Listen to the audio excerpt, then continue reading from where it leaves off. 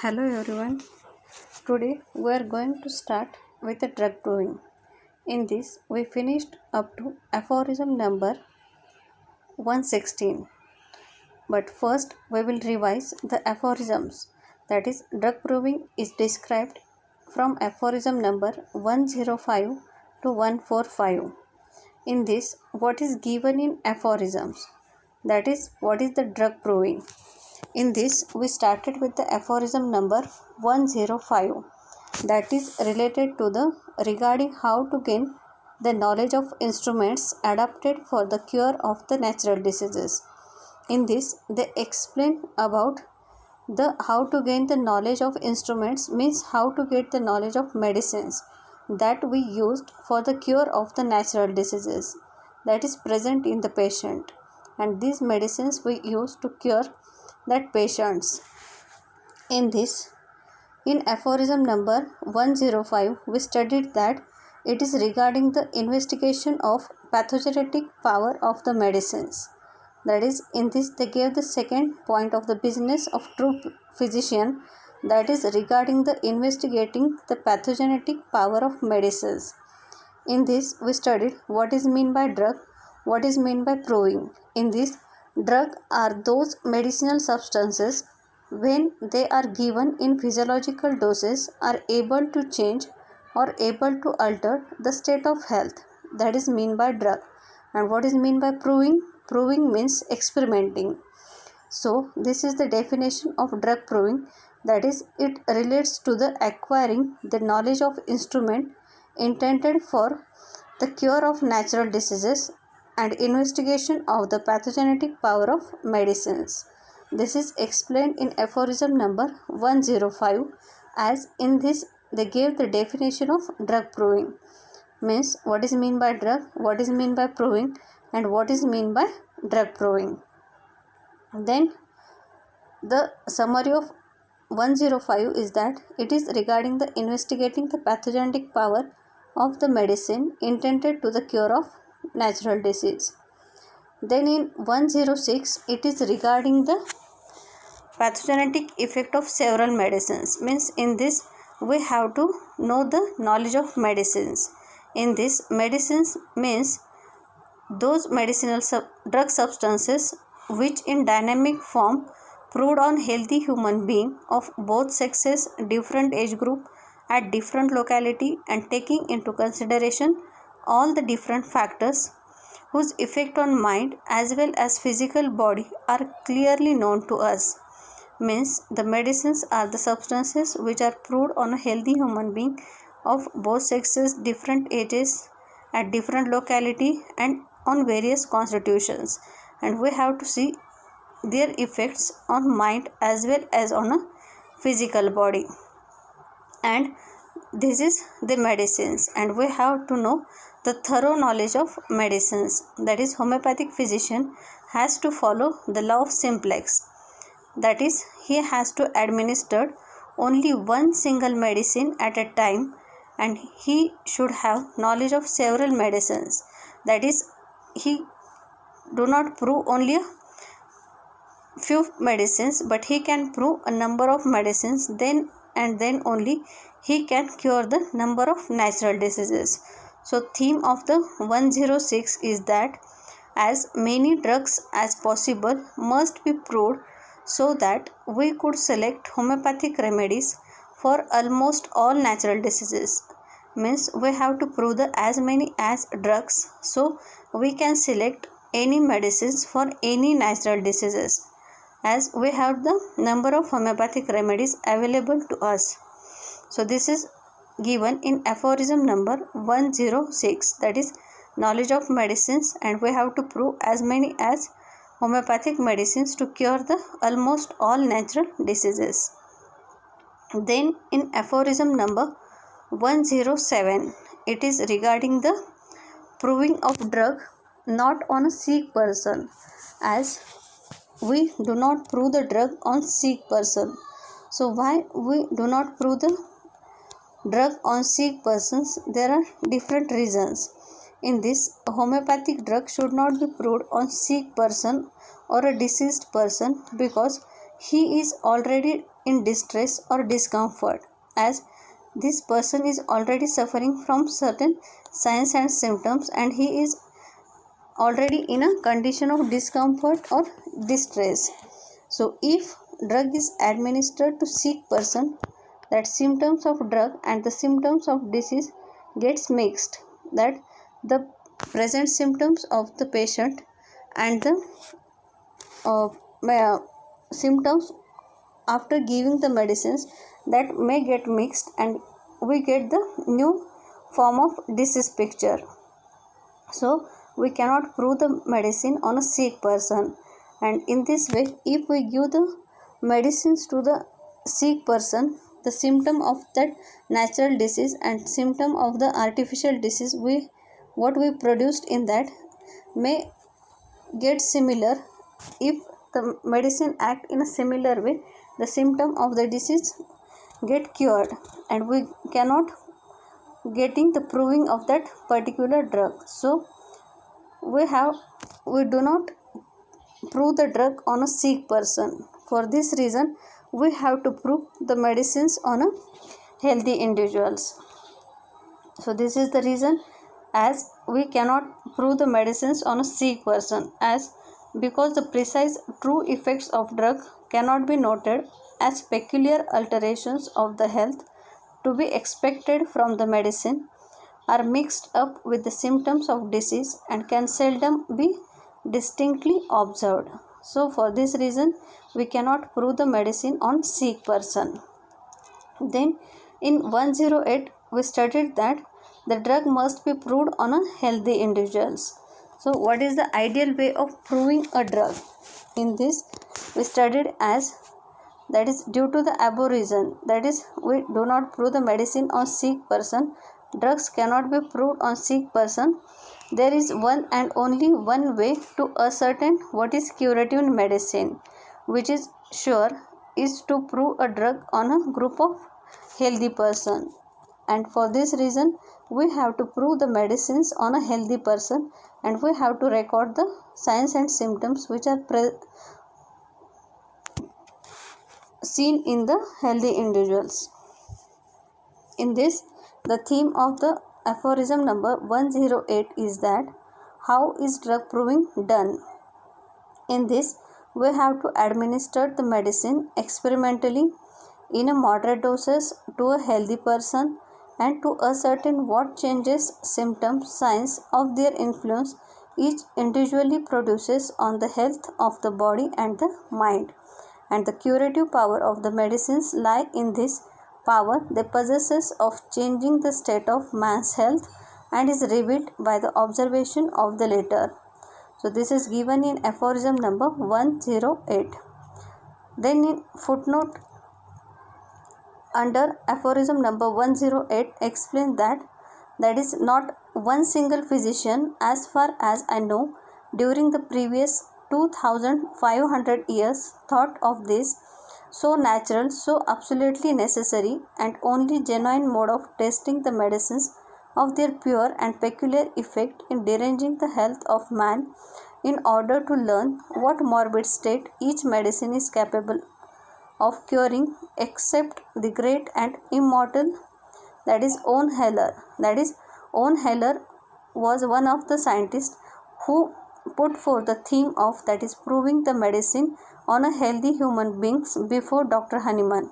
So he was the first person who put forth the concept of drug proving on healthy human beings. This is given in footnote under aphorism number 108. That is, it was the only Albert Owen Haller besides Master who have done proving in healthy human beings for the past 2500 years back. Then in aphorism number 109, it is regarding the, that is Hahnemann is showing his own credit that he was the only person who has opened up the way to prove the drug on healthy person, which is true path, and on this path only cure of some human diseases can be given except the Owen Haller. That is Dr. Hahnemann took own credit of proving the drug on healthy human beings. That is given in aphorism number 109. That is, it was the master who opened up this path of human proving. It is only by homeopathic employment of medicines that the certain cure of human maladies is possible. Then the footnote under 109 gives explanation that that is what is the scope of homeopathy and the demerits of antipathy or the allopathy. That is explained in footnote under aphorism number 109, and in this the second point is regarding the fruits of this, that is drug proving, the source of the drug proving from which they collect the information of drug proving, that is given in this footnote also. So this is the bibliography or the sources of the book from which the scripts of the drug proving are collected. This is given in footnote under 109. Then where are the proving is scripted? In this the 2 points given, that is it's collected from the Fragmenta de Veribus Medicamentorum and the fruits in the Reni in the footnote under 109. Then we see the aphorism number 110. In 110 we studied that the allopathy, the effect of a drug on a healthy person, that is how allopath collected the recording of the symptoms on a healthy person. In this, although in a few of the past places recording of effects of drug on healthy human beings is there, but intention of the recorder is not to record the effect of a drug on healthy person. That is, the intention of recorder is not to record the effect of drug on healthy person, but few of the recorders have recorded the effect of drug on healthy person when drug is taken by mistake or in order to produce the death. The recording is done by two ways: if the drug is taken by mistake or it is taken in order to produce the death. And in these cases they recorded their symptoms and they put forth that as allopathy having the record of symptoms of on healthy persons. In this, in few of places a recording of poisonous effects of drug is there in order to question the other people or in order to give idea of their skill or in order to antidote. But up till Dr. Hahnemann, not a single observer even thought in a dream that the pathogenetic property recorded as a poison's effect can be used for curative purpose. So they have not the actual record of proving the drug on healthy persons, but they recorded the symptoms by taking the drug by mistakes or by in order to produce the death. And in this, in sees that in aphorism number 111, in aphorism number 110, Dr. Hahnemann not agreed to the effect of a drug or the recording of the drug on healthy human beings by allopath. But in aphorism number 111, Dr. Hahnemann having agreement with the poisonous drug effects, that is Dr. Hahnemann agrees with the effects poisonous or the other which is recorded on healthy person, although they were recorded without any therapeutic object. So in aphorism number 111, Dr. Hahnemann agrees with the recording of the effects of drug on healthy human beings. In aphorism number 111, in aphorism number 111, that is why these poisons act therapeutically like the pure effects of medicines. In this, medicinal substances act in the morbid changes they produce in the healthy body according to fixed internal laws of nature, and by virtue of this are enabled to produce certain reliable disease symptoms, each according to its own peculiar characters. that is given in aphorism number 111. Then in aphorism number 112, that is regarding the primary and secondary actions in a crude form and in a dynamic form. So what is primary action? It is the action of medicine on a vital force, that is primary action, and when the vital force gives reaction, this is the secondary action. And in this we are going to discuss the primary and secondary action of crude form of drug and in dynamic form of drug. So in aphorism number 112, it is explained that when drug administered in crude form, it produces a pathological changes in primary action, or if not in primary action, it definitely produced in the secondary action. But when after dynamization of drug is done, in this we reduce the quantity of medicine and we increase the quality of that medicines, and in this case they does not produce any pathological changes, and if slight effect is there, the vital force is able to overcome it. So this is the second action, that is primary and secondary action in crude form and in a dynamic form. When we take the medicine in crude form, it produces a pathological changes in that human being in primary action also and in secondary action also. But when the same medicine is given in a dynamic form, means we reduce the quantity of medicines, in that case it produces only the primary action and we cannot see the secondary effects, or we cannot see the pathological changes in the dynamic form. So we have to prove the medicine in dynamic form only, and in this case they also explain in the large doses, moderate doses and the minimum doses. So in large doses it shows the pathological changes in primary and secondary action in both. If it is given in moderate doses, it produces the primary action only and do not show the secondary action or hardly show the secondary actions, and in small doses it does not produce secondary action in small doses. So this is regarding the large dose, moderate dose and small dose, and the primary and secondary action in crude form and in the dynamic form. That is, secondary action is the reverse of the primary action state, which were of an exactly opposite nature to those first appeared due to excessively large dose. This secondary action is seldom, hardly ever seen from experiments with moderate doses on healthy bodies, and from smaller doses none whatever. This is given in aphorism number 112. Then in aphorism number 113, they explain that the only exceptions to the above, that is primary and secondary actions in crude form and in dynamic form, the exception is only the narcotic medicines. That is proving of narcotic drugs, that is with narcotic drugs you could observe secondary action even in a moderate doses. If the medicine is given in moderate doses, it can show the secondary actions. That is, in their primary action take away the sensation, sensibility, and later an increased sensibility, irritability is observed.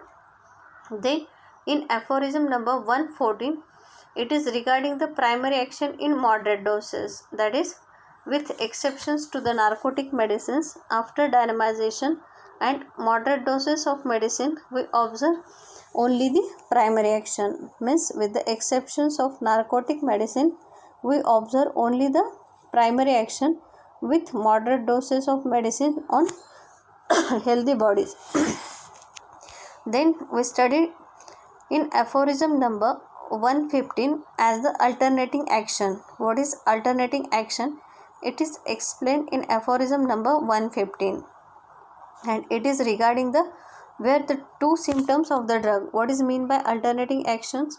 Where two symptoms of the drug alternates with each other, which are exactly opposite. That is, one symptom alternate with the other symptom. Many of the times physician thinks they are due to secondary action of drug, but they are only due to primary action of drugs.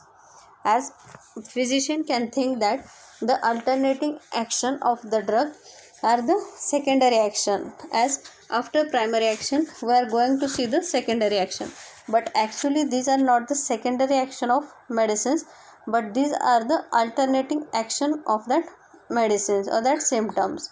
In this we take example as that is constipation alternates with diarrhea. This is one of the characteristic symptom of abrotanum, and these are the most important symptoms for the selection of the remedies. So this is explained in aphorism number 115, that is alternating actions. As these alternating actions seen only with some medicines, conditions directly opposite to the symptoms observed, there are not secondary reaction of the vital force. This represents alternating state of the various paroxysms of the primary action, that is one symptom alternate with the another symptom. Then we are going to start with aphorism number 116.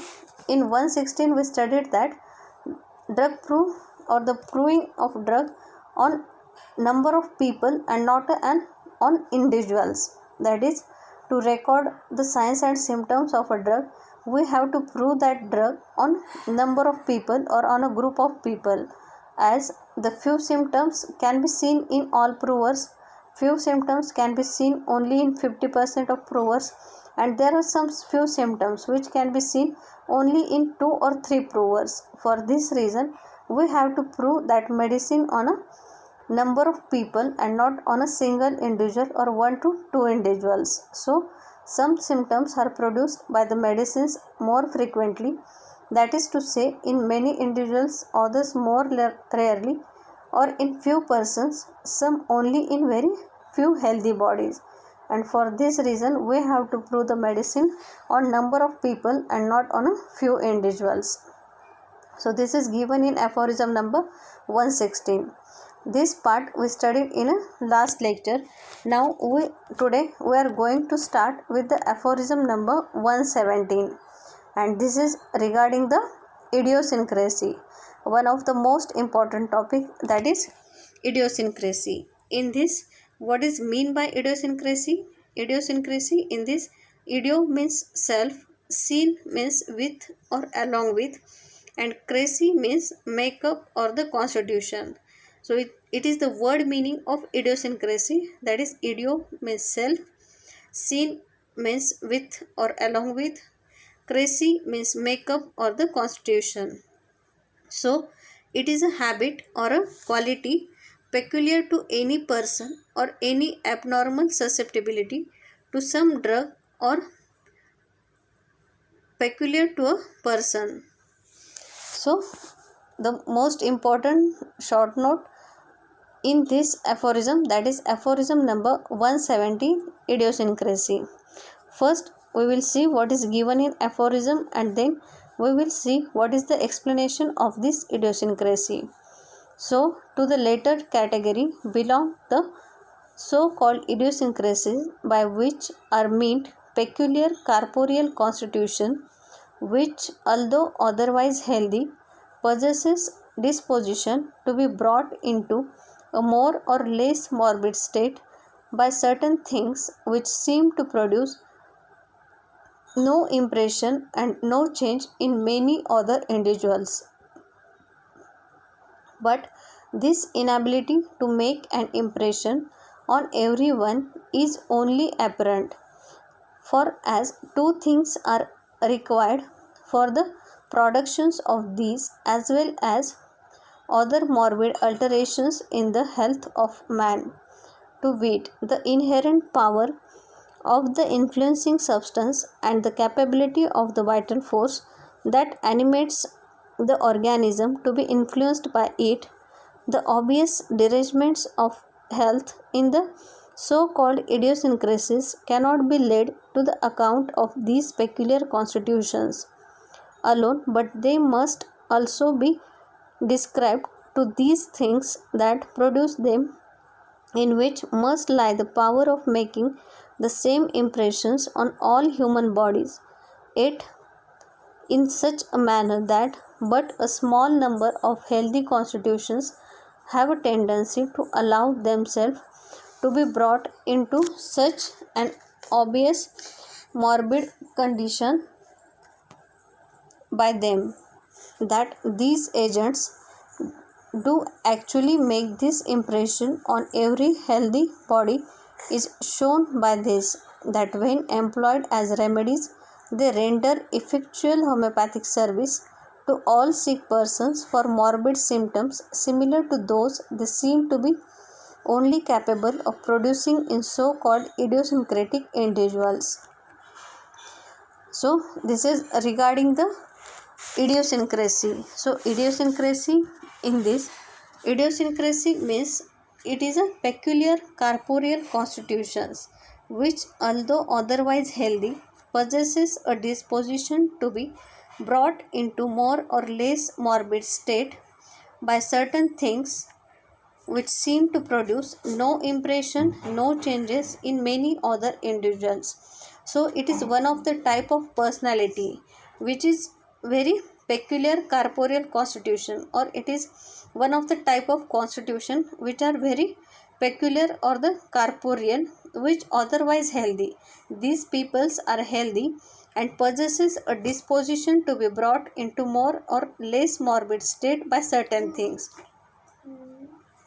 that these constitutions are healthy constitutions, but if these constitutions come in contact with certain things, they may produce the certain the disposition or produce a morbid state by certain things which seem to produce no impression, no changes in many other individuals, as number of the individuals cannot produce any symptoms by exposure to some things, but some are the peoples or some are the constitutions which are very sensitive or the very peculiar constitution. When they exposure to that particular thing, they get the morbid state or they can produce the signs and symptoms. So this peculiar corporeal constitution called as a idiosyncrasies. So what is mean by idiosyncrasy? You have to remember this, that is, idiosyncrasy means it is a peculiar corporeal constitution which otherwise healthy possesses a disposition to be brought into a more or less morbid state by certain things which seem to produce no impression, no changes in many other individuals. So in this, regarding idiosyncrasy, Dr. Samuel Hahnemann talks of idiosyncrasy in aphorism number 117 while describing proving of drug substances upon the healthy individuals, that Dr. Hahnemann explained about idiosyncrasy in aphorism number 117 while describing the proving of drug substances upon healthy individuals. In aphorism number 116, he tells that some symptoms are produced by the medicines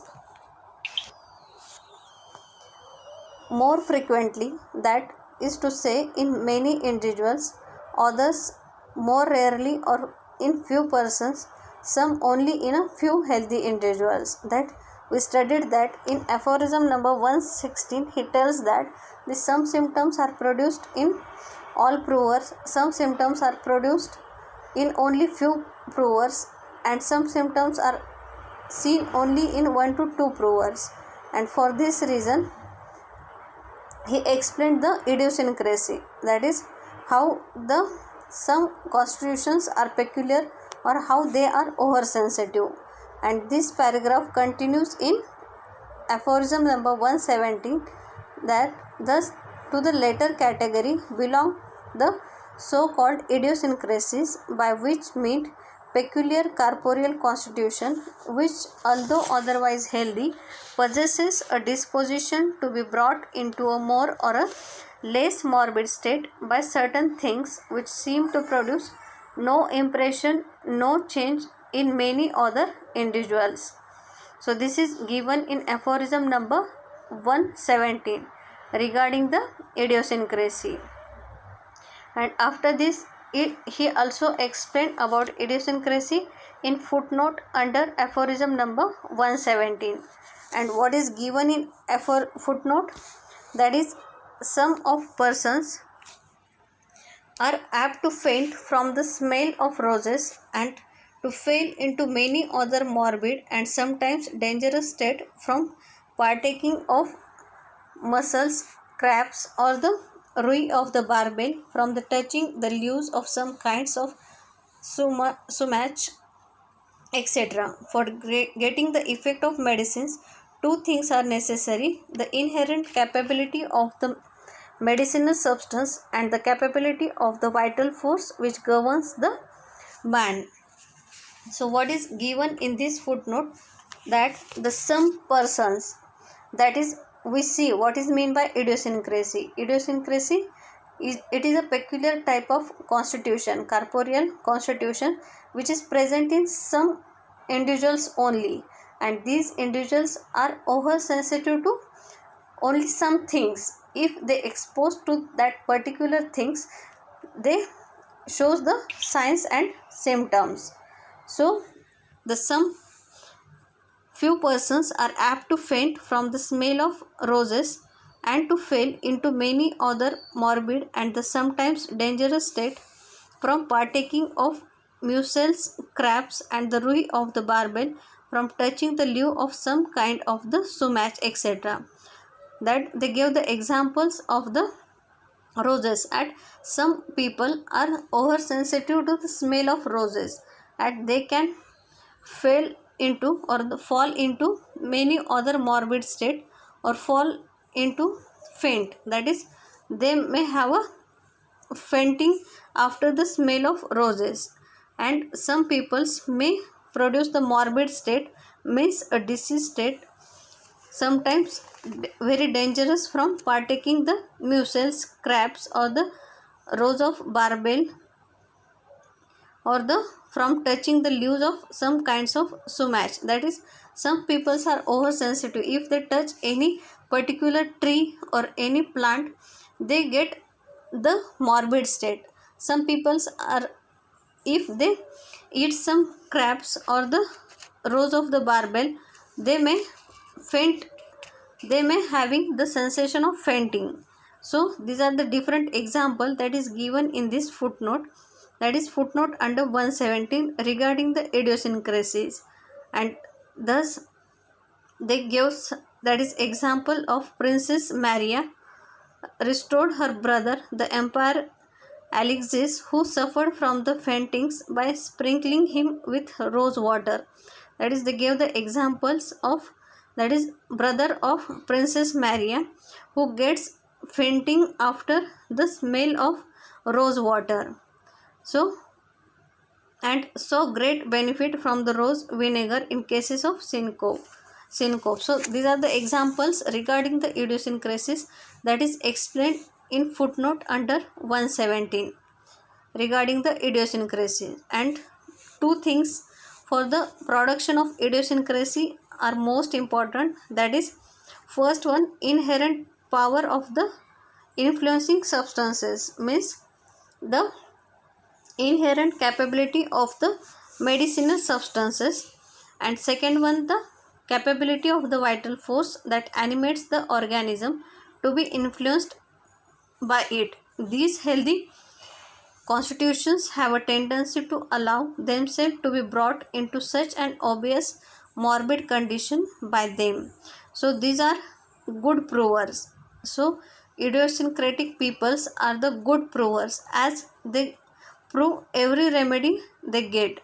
They are the sensitive persons, oversensitive to the external impressions, and if we prove the medicines on them, they show each and every symptoms that is present in that medicine, that they show the every minute details of that medicines. So these are the good provers. So these 2 points are very important, that is, for getting the effect of medicines, two things are necessary. That is, two things for the production of idiosyncrasy or to getting the effect of the medicine. In this, the first is the inherent capability of the medicinal substance. That is, what is the inherent capability of that medicinal substance, the medicine which we prove on the prover, what is his inherent capability of the medicine. And second one, that is the capability of the vital force which governs the man, means the prover on which we prove that medicines, that is the capability of that vital force which governs that man or the prover. These two things are necessary when we prove the medicines or we have to get the effect of that medicines. That is, for getting the effect of medicine, these two things are important. First one, inherent capability of the medicinal substance, and second one, that is capability of the vital force which governs the man. So these two things are most important things, which is explained in footnote under aphorism number 117 regarding the to getting the effect of that medicine. So it is regarding the idiosyncrasy. So in idiosyncrasy we studied what is mean by word meaning of idiosyncrasy. That is, idio means self, syn means with, along with, and crazy means makeup, constitution. Then it is a habit or a quality peculiar to any person. That is, it is a habit or a quality of that peculiar to any person, or an abnormal susceptibility. This is idiosyncrasy. It is not a normal susceptibility, it is an abnormal susceptibility to some drugs. So in this word meaning of idiosyncrasy, first point. Second point, what is mean by idiosyncrasy? That is, idiosyncrasy means a peculiar corporeal constitution which, although otherwise healthy, possesses a disposition to be brought into more or less morbid state by certain things which seem to produce no impression, no changes in many other individuals. This is mean by idiosyncrasy.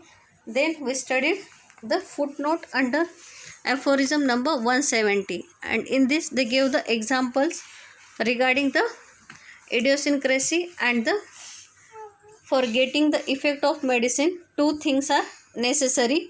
These are the inherent capability of the medicinal substance, and second one, the capability of the vital force which governs the man. So after this we are going to discuss the concept of Dr. J.T. Kent and concept of Stuart Close regarding the idiosyncrasy. What Dr. J.T. Kent explained about idiosyncrasy and what Dr. Stuart Close explained about the idiosyncrasy. In this, first we see the concept of Dr. J.T. Kent for idiosyncrasy, and in this he explained idiosyncrasy as an oversensitiveness to one thing or a few things. That is, he explained idiosyncrasy as oversensitiveness to one thing or a few things. According to Kent, idiosyncrasy means oversensitiveness, and oversensitiveness may be for a one thing or a few things. He cites the examples of oversensitiveness to opium and cinchona due to their use in old school of medicine. That is, he explained the examples of opium, how someone is oversensitive to opium or how someone is oversensitive to cinchona. These examples are explained by Dr. Kent in his Kent's philosophy due to their abuse in old school of medicine. And he, that is, Dr. Kent classified idiosyncrasy into two, that is acute idiosyncrasy from an acute miasm and chronic idiosyncrasy from an chronic miasm. This is the concept of Dr. J.T. Kent regarding the idiosyncrasy. That is, he told idiosyncrasy as oversensitiveness, and he gives the example of opium and cinchona. Then third point is that he classified idiosyncrasy into two, that is, first one acute idiosyncrasy from an acute miasm chronic idiosyncrasy from a chronic miasm. He cites example of hay fever, rose cold, patient cannot bear smell of flowers, lavender's flowers, particulars, etc. That is, he also give the examples of, that is, rose cold, patient cannot bear the smell of flowers, lavender flowers, particulars, etc. And he tells that if idiosyncrasy to a particular remedy is not present, the patient will not be susceptible enough to be cured. That is, if the patient is susceptible to that particular medicine, then and then only cure can be possible. And so the particular remedy is not present, that is, if idiosyncrasy to a particular remedy is not present, the patient will not be susceptible enough to be cured, and the state in which he becomes sensitive enough to a drug to cure him is very analogous to their idiosyncrasies. And again he classifies idiosyncrasy as acquired idiosyncrasy and inborn idiosyncrasy. That is, classification according to Dr. Kent as acquired idiosyncrasy, and second one inborn idiosyncrasy. In Kent's observation, he explained in eighth observation that some patients prove every remedy they get. Such patients are said to be idiosyncrasies. That is, the prognosis after observing the action of the remedy. That is, in Kent's 12th observation, 8th observation is that the patients prove every remedy they get. There are some provers that they prove every remedy they get, and such patients are said to be idiosyncratic or the oversensitive patients. And for that prognosis after observing the action of the remedy. So this is the prognosis after observing the action of the remedy. So this is the view of Dr. Kent regarding the idiosyncrasy, as he explained as idiosyncrasy means oversensitiveness. He gives the example of opium and cinchona. Then he classified idiosyncrasy into acute idiosyncrasy from an acute miasm, chronic idiosyncrasy from chronic miasm. Then he explained that the if the patient idiosyncrasy to a particular remedy is not present, the patient will not be susceptible enough to be cured. And for this reason, he again classified idiosyncrasy into acquired idiosyncrasy and inborn idiosyncrasy. And he also gives the 8th observation of Kent's 12th observation. In 12th observation, that is, 8th observation is that the patient prove every remedy they get, and such patients are said to be idiosyncratic. So this is view of Dr. Kent. Then second one, that is concept of stored clause regarding the idiosyncrasy. So what is the concept of stored clause regarding idiosyncrasy? In this, stored clause explain idiosyncrasy as a habit or the quality of an organism peculiar to the individual. It is a peculiarity of the constitution, inherited or acquired, which makes the individual morbidly susceptible to some agents or influence which would not so affect other. So what is given by Dr. Stuart Close as idiosyncrasy as a habit or a quality? He explained idiosyncrasy as habit or it is a quality of an organism that is peculiar to the individual. If it is a peculiarity of the constitution, or in short, idiosyncrasy means it is a peculiarity of the constitution that may be inherited or that may be acquired. So according to Stuart Close, idiosyncrasy may be of two types, that is inherited idiosyncrasy or it may be acquired idiosyncrasy, which makes the individual morbidly susceptible to some agents, and that individuals become morbidly susceptible to some agents or influence which would not so affect other. So this is the view of Dr. Stuart Close regarding the idiosyncrasy. So what is the difference of Dr. Stuart Close and Dr. Kent or Dr. Hahnemann regarding the idiosyncrasy? As Dr. Hahnemann explained about idiosyncrasy as it is a peculiar corporeal constitution which, although otherwise healthy, possesses the disposition to be brought more or less morbid state by certain things which seem to produce no impression, no changes in many other individuals. This is according to Hahnemann. According to Kent, idiosyncrasy means it is oversensitive to one thing or the few things. And according to Stuart Close, it is a peculiarity of the constitution. It may be inherited or it may be acquired.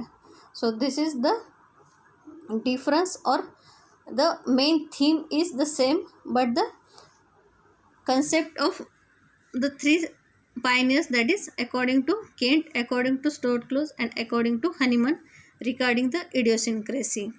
So in this way we finished the idiosyncrasy, which may be asked for a 5 mark short note or which can be asked for a long question for 10 marks in every question paper. That is idiosyncrasy, which is explained in aphorism number 117. In this way you have to explain word meaning of idiosyncrasy, then what is mean by idiosyncrasy, then what is explained in footnote of idiosyncrasy, that is footnote under 117, that is examples of idiosyncrasy, and the two main effects of, or the two necessary points for getting the effect of medicine. That is the two things necessary in this. First one, inherent capability of the medicinal substance, and second one, the capability of the vital force which governs the man. So this is aphorism number 117. Now we shift towards the next aphorism, that is aphorism number 118. So what is given in aphorism number 118? In this, it is regarding the individuality of the drug. In this, every medicine exhibits peculiar actions on the human frame which are not produced in exactly the same manner by any other medicinal substance of a different kind. So this aphorism is regarding the individuality of the drug. So what is the individuality of the drug? It is as no two substances in the world are alike to each other. Even two atoms of a substance are different in structure. So each and every medicine which when it is proved on healthy person deranges the state of health of a man in different manner. So it is regarding the aphorism number 118, that is individuality of the drug. So what is given in this aphorism, that every medicine exhibit peculiar action on human frame. That is every medicine having a certain type of action on every human frame which are not produced in exactly the same manner by other medicinal substance on different kind. That is, as we know that the two substances in the world are alike to each other, that is not the two atoms of the substance are not the same or are the different in structure. So the each and every medicines when it is proved on healthy person deranges the state of health of a man in different manner. And so for this reason we have to know the individuality of the drug, and in this way we produce the individuality of that prover. That is, each and every substance is different in the world, and each and every substance produces the different effect on every human being. So while proving the drug we have to prove the different drugs on different individuals, or the different drugs on a number of individuals, or the we have to see the effect of that medicinal substances. And for this they explain the individuality of the drug in aphorism number 1 118, that is regarding the individuality of the drug, that is no two substances in the world are alike. Each and every substance is different from other, and their effect on the healthy persons are also different, and their actions are also different. So we know the individuality of the drug. Then in footnote 118, they explain that this fact was pursued by the estimable Haller, who says, "Latet immensa verini diverstate, that is nosodum persiximus." That is this footnote given in aphorism number 118 regarding the how the two substances are different and how their effects are different on different individuals. So this is aphorism number 118. Now what is given in aphorism number 119? It is, since there is individuality in medicine, no surrogates in homeopathy. As we gives importance to the individuality of the medicines, so there is no surrogates in the homeopathy. We cannot give place to the surrogates, as certainly as every species of plant differs in its external form, mode of life, and growth, in its state and smell from other species and genus of plant, as certainly as every mineral and the salt differs from all others in its external as well as its internal physical and chemical properties, which alone should have sufficed to prevent any confounding of one with another. So certainly do they all differ and diverge among themselves in their pathogenetic, consequently also in their therapeutic effect. Each of these substances produces alterations in the health of human beings in a peculiar, different, yet determinate manner, so as to preclude the possibility of confounding one with another.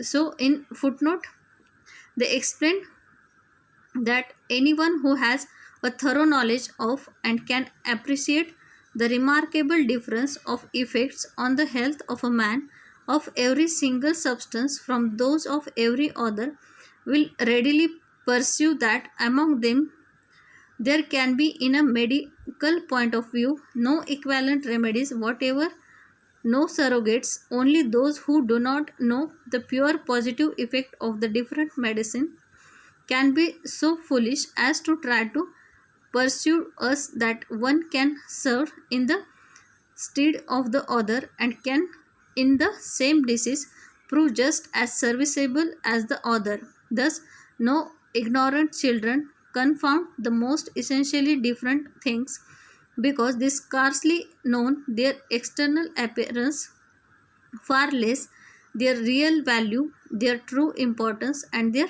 very dissimilar inherent properties. So, what is given in aphorism number 119, that is the individualization of drug action. As we know that each and every species of plant is different in its external form, mode of life, and growth, in its state and smell from every other species and genus of plant, as certainly as every mineral and salt differ from all others in its external as well as its internal physical and chemical properties. That's why they are having their own individualizing pathogenic properties, which differs from all other drug substances. So it is regarding the individualization of drug action. Means while we prove the medicine on healthy human beings, for this we select the medicine, and that medicine having the different effect on different individuals. Or in this we know that the each and every species of plant is different in its external form, its mode of life, its growth, and its state and smell, and from other species every other species, and each species having its peculiarity, each genus of plant having its peculiarity, and it produces a different physical, that they having their different external appearance also, or its internal physical and chemical properties are also different. And when we prove that medicines, they produces the individualizing pathogenic properties, that is their own individualizing pathogenic properties they produce, which differs from all other drug substances. And for this reason we have to prove each and every medicine in their original form, as they having their individualizing pathogenic properties, which differs from all other drug substances. That is explained in aphorism number 119. And in footnote under 119 they explain that each and every drug substance is different, so they produce the different drug effects. And for this reason we cannot allow or cannot give the place for surrogates. That is surrogates, that is explained in footnote under aphorism number 119. That is, there is no place for surrogates in homeopathy. Surrogates means the same things, that is, or the one thing is replaced by the other. That is, if one medicine is not available, can prescribe the second medicine, or the medicine which is somewhat similar to the previous medicine, and this we call as a surrogates. So in homeopathy we cannot give the place for surrogate, as we know that the each and every substance is different, and they produce the different effect on that particular individual. So we cannot give the surrogate, means we cannot replace the one medicine with the other medicines, or we cannot give the number of medicine at one time. And for this reason in homeopathy we give only single simple medicine which is very much similar to that drug, to that disease condition, or to that specific individual. Then and then only the cure is possible. So there is no place for the surrogates, or no equivalent remedies whatever. No surrogates are allowed in homeopathy. Only those who do not know the pure positive effect of the different medicines can be so foolish as to try to persuade us that one can serve in the stead of the other. The foolish people only use the surrogates, that if one is not available, give the next medicine or the other medicine, but this is not allowed in homeopathy. So there is no place for the surrogates in homeopathy. That is explained in footnote under 119. So in today's lecture we studied the three aphorisms. That is aphorism number 117, that is regarding the idiosyncrasy, the most important idiosyncrasy. Then in aphorism number 118, that is regarding the individualization of drug, and aphorism number 119, that is regarding the individualization of drug action, and footnote under 119, that is no place for surrogates in homeopathy. I hope all of you understand all the aphorisms, and if you have any difficulty you can ask me anytime personally. So today we are stop for these three aphorism. In next period or the next lecture we starting with aphorism number 120. So thank you friends, and please if any difficulty ask me personally anytime, and you have to listen the link or the video up to last. So please listen the link and ask difficulty personally. So thank you friends. Bye.